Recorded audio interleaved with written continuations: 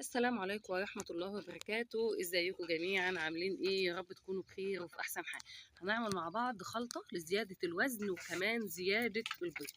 الخلطة دي لزيادة الوزن وزيادة البيض. اللهم صل وسلم وبارك على محمد وعلى آله وأصحابه الطيبين الطاهرين. صلوا عليه.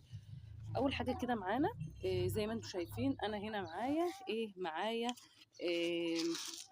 دي عليقة، وده علف، اسمه علف بادي، ودي غدة وذرة وعليها نسبة كزب.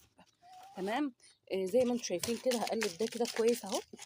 هقلبه كويس كده زي ما انتم شايفين، وكمان معايا العيش بتاعي. تمام، ده عيش اهو. وكمان على الخليط ده هبتدي احط شوية من السرس. كمان في حاجة اللي هي شايفين، في حاجة كده اللي هو دشيش كمان. الخلطة دي حلوة قوي قوي لزيادة الوزن وكمان لزيادة البيض. حلوة، وهتجيب معاكم انتاج بيض وهتجيب معاكم انتاج وزن.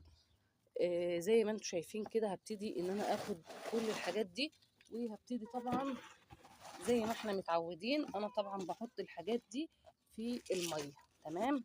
هبتدي كده انزله اهو في المية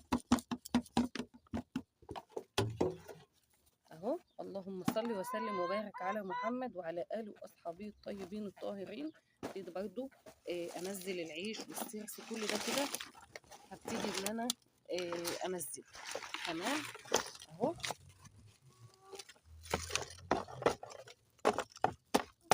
ده طبعا بواقي عيش احنا بتفيض من عندنا، و بتتباع على فكره، يعني لو مش فايض عندكم بيتباع الكيلو تقريبا ب 12 جنيه. مش غالي خالص. هبوشه بس شويه علشان العيش ناشف، وبعد ما ابوشه هبتدي ان انا احطه له.